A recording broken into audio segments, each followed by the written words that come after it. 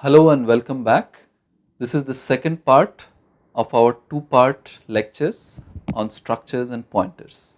Here is a quick recap of some of the relevant topics we have already studied. We have studied about structures as collections of variables or arrays or other structures. We have seen how statically declared structures can be used in functions. We have studied about pointers to structures, and we have also seen how members of structures can be accessed directly or through pointers. In this lecture, we are going to study how we can have pointers themselves as members of structures. This will naturally lead to the notion of linked structures, which we will study, and we will also study about dynamic allocation and deallocation of structures. Some examples in this lecture are from the book An Introduction to Programming Through C++ by Abhiram G. Ranade, published by McGraw-Hill Education in 2014. All such examples will be indicated in slides with the citation AGRBook. Let's quickly recall how memory for a program in execution or a running process looks like. Well, the operating system is going to allocate a part of the main memory for use by the process, and this part in turn is going to be divided into three segments: the code segment for storing executable instructions, the data segment for dynamically allocated memory, and the stack segment for storing the call stack. Let's see how this memory layout might look like for a simple program like this. Now, this program is actually part of a taxi queuing system. We will see the complete program for the taxi queuing system in a later lecture, and this taxi queuing system problem is actually inspired by an example in AGRBook. So here I have shown a skeleton of the main function of the taxi queuing system program, where two structures have been defined. The structure driver has a member name, which is basically a character array of size 50, and it also has a member ID, which is of type integer. The structure taxi has a member ID of type integer, and it has a member DRV, which is a pointer to the structure type driver. So the type of the member here is a pointer to a driver.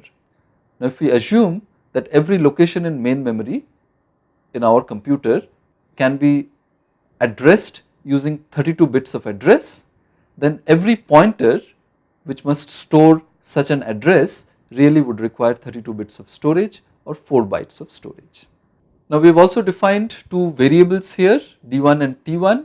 D1 is a variable of structure type driver, and this is a local variable of main. So space for it is going to be allocated in the stack segment, and in this space there will be space for the member name and there will be space for the member ID. The sizes of these two rectangles here are not drawn in proportion. We will consider that this space is adequate to store 50 bytes for the character array of size 50, and this space is adequate for storing 4 bytes for the integer member ID. Similarly, the variable T1 will have space for it allocated in the stack segment because it is a local variable of main, and in this space there will be space for the member ID and there will also be space for the member DRV. Note that DRV being a pointer, we need only 4 bytes for storing the value of DRV. So the space required for storing the value of DRV is the same as the space required for storing the value of ID. This is an integer, the other is a pointer.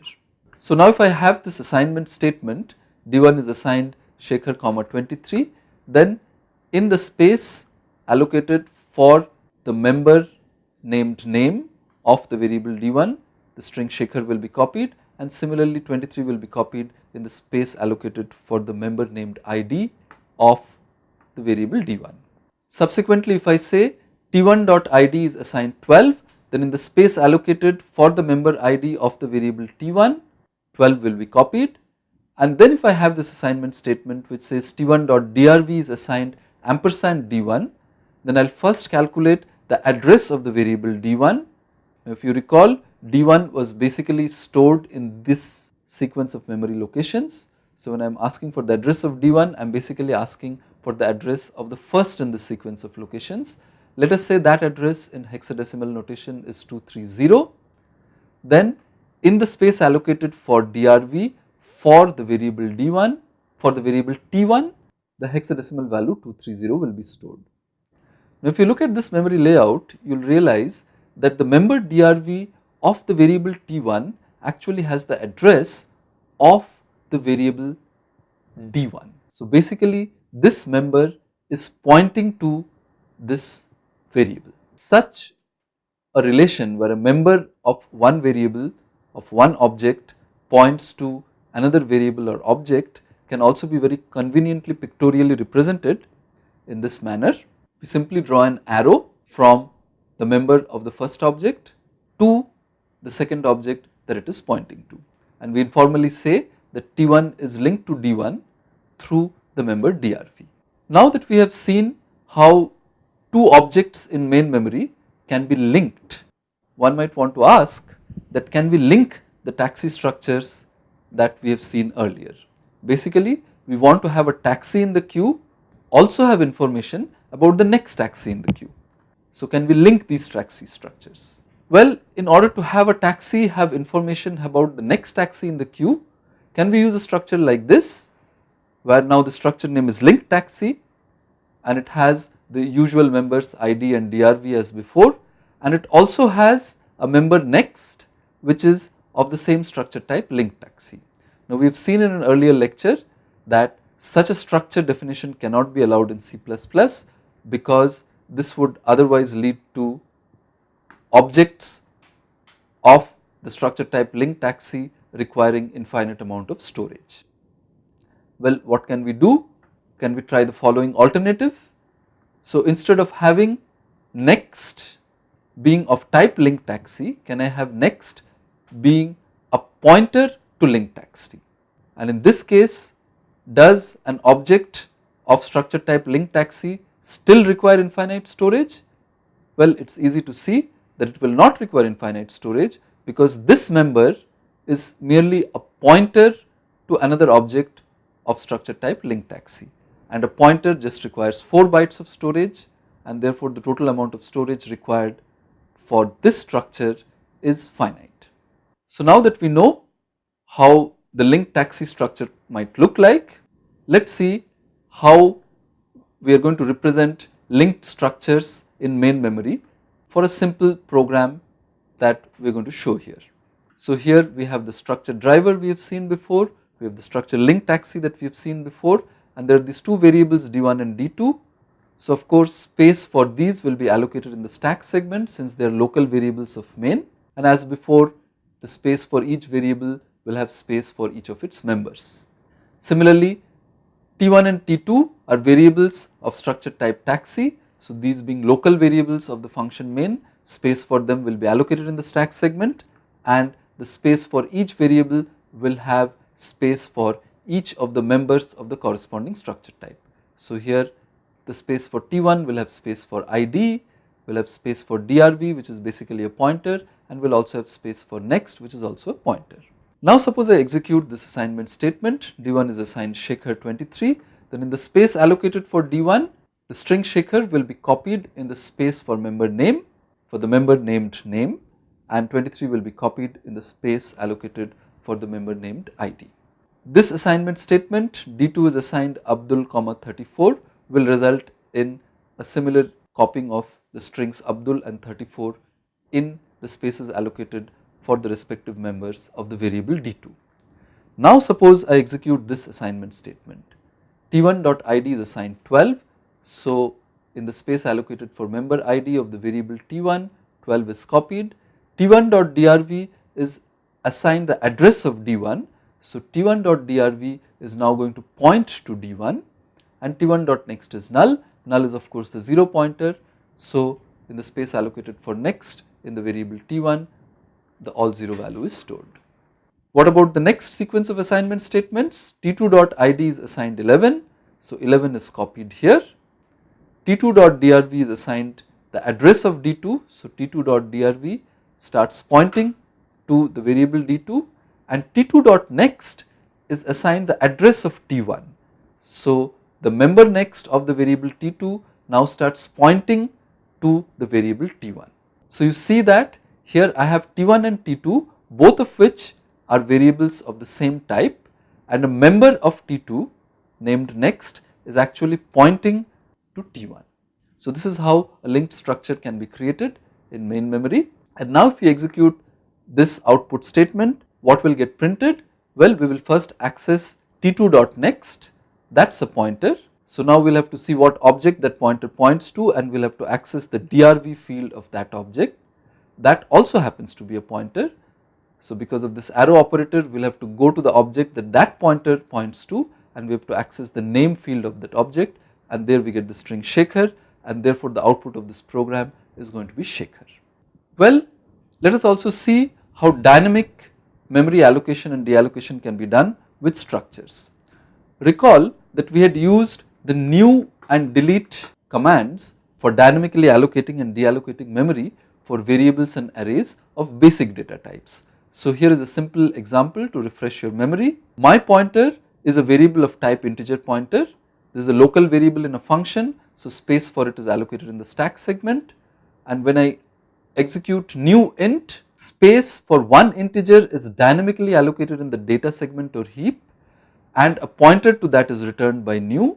So this assignment statement will copy that pointer to my pointer, and therefore my pointer will now start pointing to that space allocated by new in the heap. The second assignment statement will allocate space for 3 integers in the data segment or heap, and it will return a pointer to the first location of the space allocated for these 3 integers, and that will get copied to my array. My array is of course a local variable of the function.